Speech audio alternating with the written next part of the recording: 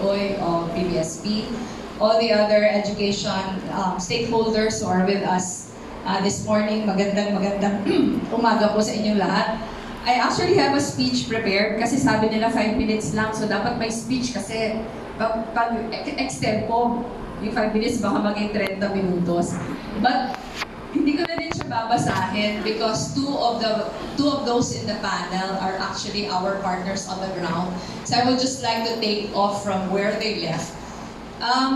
We actually started Angat Buhay in 2016 during the first year of my vice presidency. And one of the biggest pillars of Angat Buhay is education.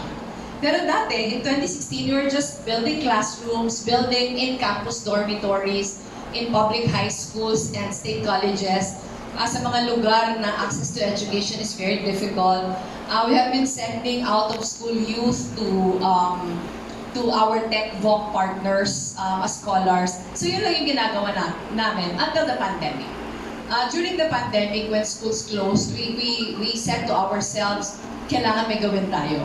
So that was when we decided to open community learning hubs. Kasama po si Rafi Magno, who is the executive director of Angat Buhay here. So yung community learning hubs, we were able to open 129 all over the country. One of the first community learning hubs that we opened was sa Taytay. Barangay Kagawad pa lang noon si Councilor Tobin, sa barangay nila.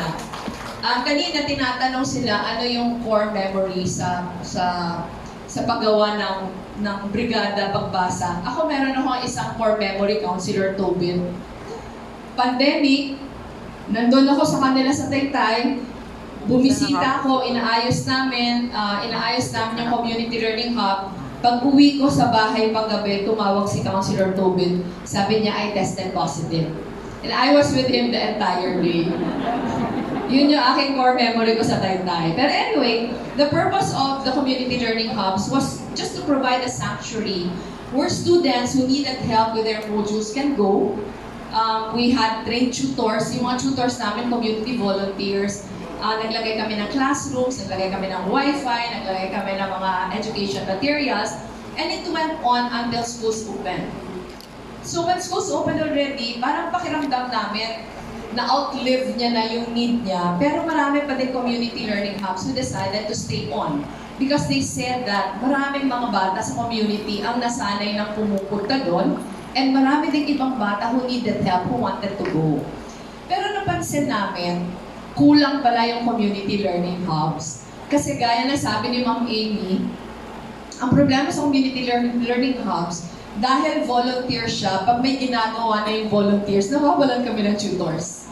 So dahil nawawalan ng tutors, halimbawa sa Naga, because DepEd Naga, Sexani DepEd Naga dapat awardan sila. Sobrang grabe lang, extra work talagang ginagawa nila for the reading program. Dati si Sir Manny de Guzman, ngayon yung SDS nila si Ma'am Susan Colliantes. They have all been very helpful, and they even assigned Ma'am Ami Silerio to take charge of the program. So, tinignan namin, we wanted the program to be more intensive, and that was why some of the community learning hubs, parang nag-transform siya into Bayan Ko Teacher Ko programs. Yung Bayan Ko Teacher Ko programs, hindi na lang in a way, hindi na lang voluntary yung pumupunta doon. Kasi yung community learning hubs, yung gusto lang pumupunta. Pero yung Bayan Ko Teacher Ko program is actually a partnership with the local DepEd. And yung mga teachers ng DepEd, sila yung nagre-recommend ng mga students who needed remediation programs. These are the students who are slow learners. So the first batch of Bayan Ko Teacher Ko program was piloted in Naga, 6 public elementary schools. Maganda yung naging resulta. In fact, of the 6 schools, yung best performing, ang accomplishment niya was 89% increase. 89% increase of the para maraming mga basehan. Napakaganda, pero yung average dun sa 6 schools, 42% lang. So tinitingnan namin, bakit ang average na 42% lang, pero 89% dun sa isang school. Merong isang school na nahila pababa yung lahat na schools. And when we dig deeper, ang dahilan doon, yung eskwelahan kasi yon katabi ng basurahan namin, yung tambakan ng basura, and most of the students there were stunted. So kahit pareho yung training ng tutors, pareho yung materials, pareho yung modules, talagang yung accomplishment was only so much. So nung nahila niya lahat, we decided to recalibrate the program in such a way na yung second batch niya, meron ng nutrition component. So nag-feeding na kami sa programs, nahihirapan lang kami kasi that was also the time that I ended my term as Vice President. We were functioning as a non-government organization, so talagang wala kami kapera-pera. Marami lang kami naho-hold up, kaya nakakapakain kami ng mga bata.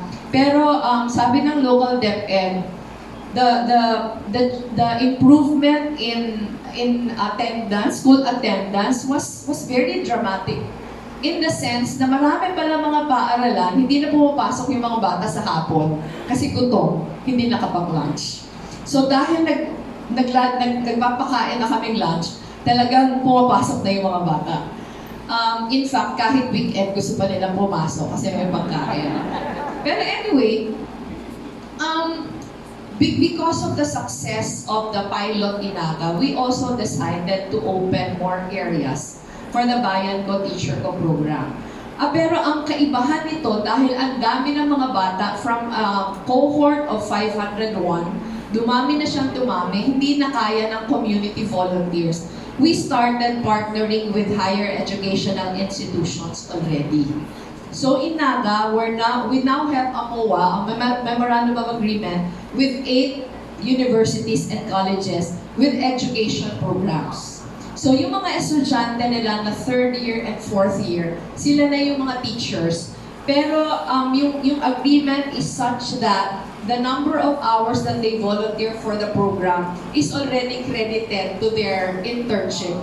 The internship required for the course. So talaga yung sustainability nandyan. And not only that, hindi lang yung College of Education department ng eskwelahan yung kasama, pati yung, alimbawa yung Ateneo de Naga, we're also partnering with the College of Psychology of the Ateneo de Naga kasi there is parent training also. Yung parent training, not just for value formation, pero we train the parents para pagbalik sa bahay ng mga bata na continue nila yung pagtuturo. So now in Naga, we have 8 partner institutions already. Pero ito lahat naka-umbrella sa partners ng Angat Buhay on the national level. I was telling Secretary Sonny earlier that we have been blessed with our partnership with the teachers of the UP College of Education who have been preparing our modules, who have been doing the pre-test and the post-test. In fact, yung team nila pumunta sa Naga for a trainers training for the 3rd batch of Bayan Ko Teacher Ko program. And because the model has been working, we have started Bayan Ko Teacher Ko in some other areas in the country. In Taytay, we just opened our partnership with Siena College of Taytay. So yung Siena College, sila na yung magbabayan ko Teacher Ko program partner in Taytay.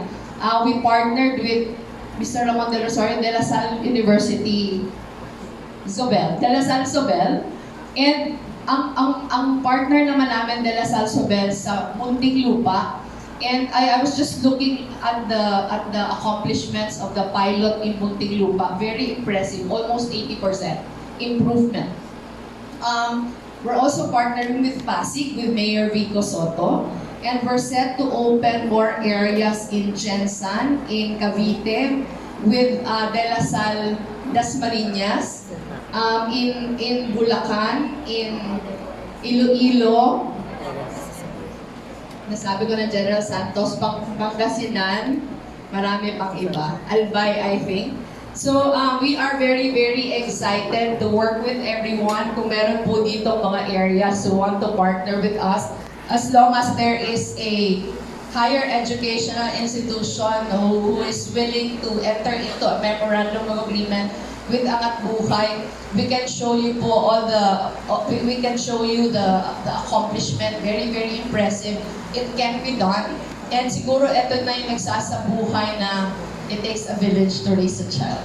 Na yung edukasyon ng kabataan, hindi lang responsibilidad ng mga paaralan, pero responsibilidad ng buong komunidad. Maraming salamat po. Thank you so much.